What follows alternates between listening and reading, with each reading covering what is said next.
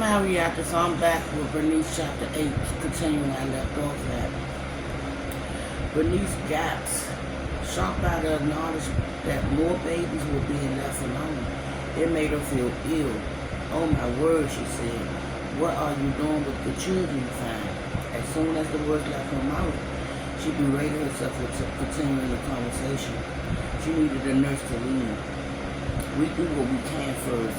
We asked a neighbor if the family had any nearby relatives or close friends, someone who might be willing to take in the children. If no one can be found to take care of them, we take them to the orphanage. Unfortunately, the city's orphanage are getting overcrowded due to the epidemic. Bernice shivered, remembering the stories her brother used to tell her about evil nuns and cold gruel and offices. Oh dear, she said, the poor things. We'll thank you again for stopping by. You're welcome, the nurse said. Take care of yourself and those boys now and stay inside until this all over. All right? Bernice nodded and the nurse turned to leave, giving her a friendly wave. Bernice closed the door and leaned against it, breathing a sign of relief.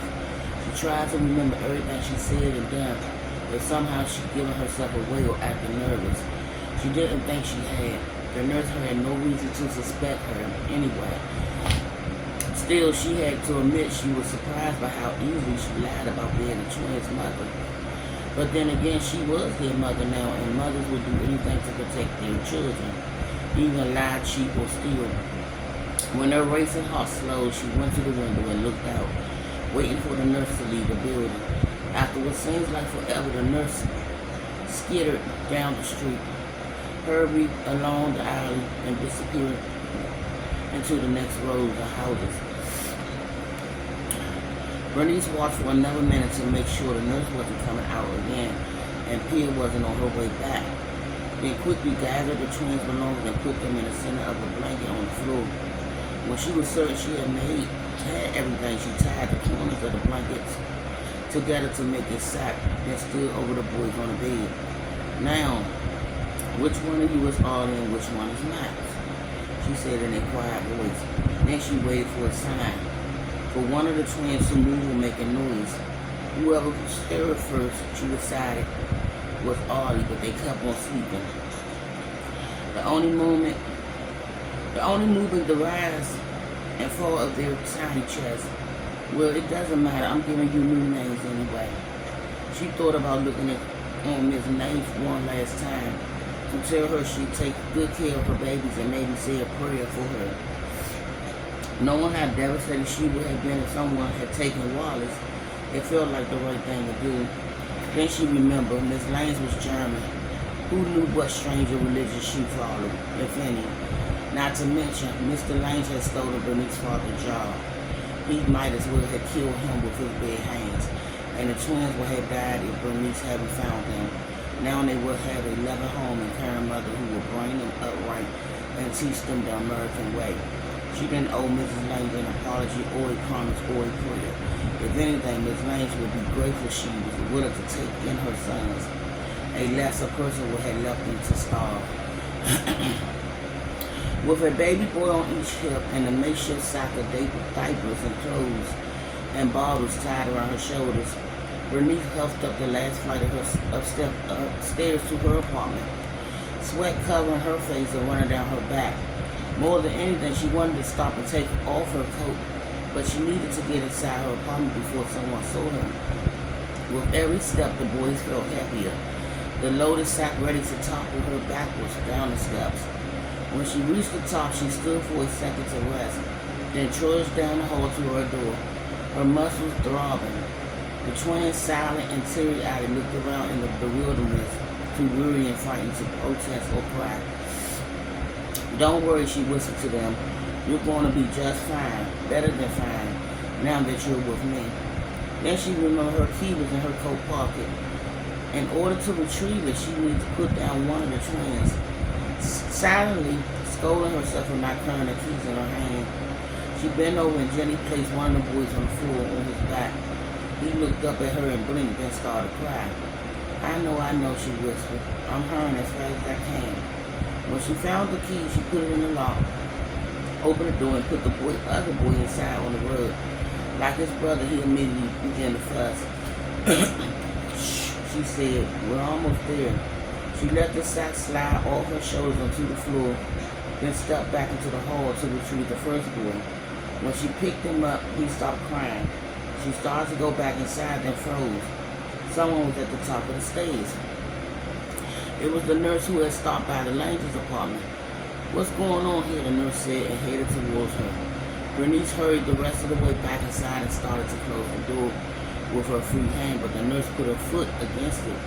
"What are you doing over here?" the nurse said, holding the door open with her arm and leg. "I thought we agreed it was too dangerous to take your sons out."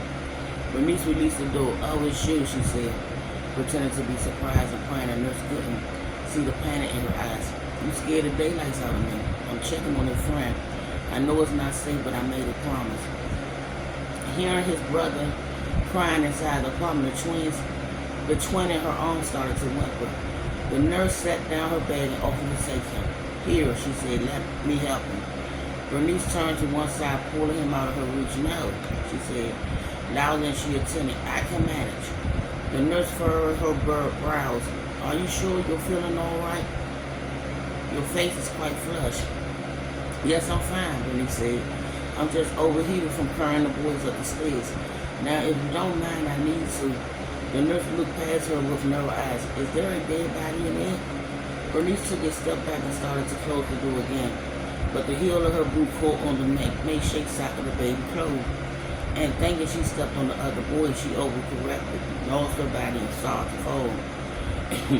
The nurse leaped forward to catch the baby before she dropped him, but Bernice grabbed the door with her free hand, catching herself and pulled him out of her reach again. She tried to block her from entering, but it was too late. The nurse was inside. Before Bernice could react, the nurse picked up the twin on the rug and gently bounced him up and down, pat his back, her eyes scanning the room. When she saw Wallace's crib in the corner, she stirred towards it. "Whose child is this?" she said. Bernice swallowed a sour taste of fear in her back of her throat. "It's my friend's baby. I tried to convince her to take him to the funeral home, but she refused.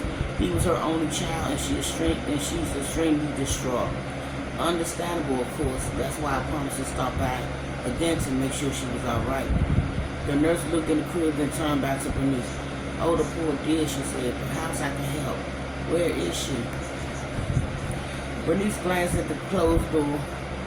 "She must be sleeping. I don't want to wake her." "I thought you came over here to check on her. How can you find out if she's all right if you don't go in there?" "I will," Bernice said. "It's just, why don't you take your boys back home and let me take care of your friend?" The nurse said. She moved the twin who had fallen asleep on his shoulder to the cradle of her arm and gazed down at him. Then she looked up at Bernice, her eyes smiling. "That's what I'm here for, remember?" Bernice shook her head. "Thank you, but I made a promise and I intend to keep it." "All right," the nurse said. "Then I'll watch the babies while you check on her."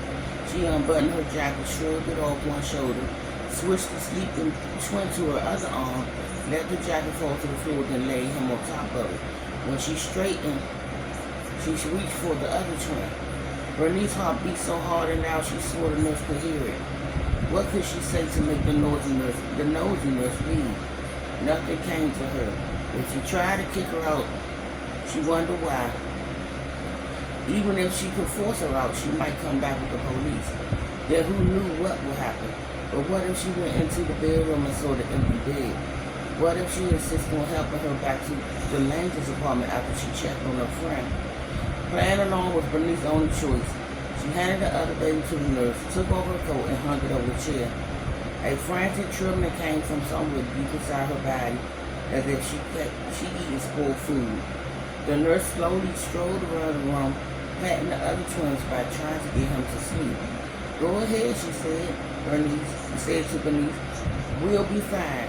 And she stopped at the table to look at the photographs on the shelf above it. The only two pictures Bernice owned, one of her and her husband on their wedding day, him in a chair and her standing with one hand on his shoulder and one of her hands holding Wallace in a cushion down. Sweat broke out of Bernice's upper lip. After he falls asleep, You can go, she said, trying to distract her. I'm sure there are other people who need you more than we do. I don't mind, the nurse said, still studying the picture. After what seems like forever, she turned. Confusion lined her brow. You and the woman in these photos bear an awfully strong resemblance to each other. Bernice dug her nails into her palm. I know, she said. Everyone says my sister and I look like twins. The nurse's brow shot up. Are you saying this is your sister's apartment? Silently cursing herself, Bernice nodded. I thought you were checking on a friend, the nurse said. Bernice made her eyes go wide. Is that what I said? She put her hand to her chest, feeling the burrs. God, good heavens, I must be having the vapors. After everything that's been happening, I can't seem to think straight. I meant to say I was checking on my sister. The nurse's forehead furrowed. But you said your sister was dead. I was going to send someone to your apartment to pick her body up, remember? She glanced at the makeshift side Bernice had tripped over, and a fold of diapers and a baby nightdress spilled onto the floor. And why did you bring clothes and diapers with you if you only stand long enough to check on someone? Bernice clenched her jaws, the deep tremble of fear turning into shakes of anger. This nosy nurse needed to leave. Where was she when Wallace got sick? Where was she when he couldn't breathe? No nurse came around to help them.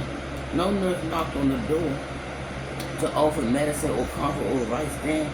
No nurse stopped by to ask how they were faring. I had more than one sister, Bernice said, struggling to conceal her frustration. And I brought extra diapers in case she needed me to stay longer than I planned. The nurse looked doubtful. Why don't you see if your sister is awake, she said. I'd like to talk to her if she doesn't mind. The baby in her arm had fallen asleep.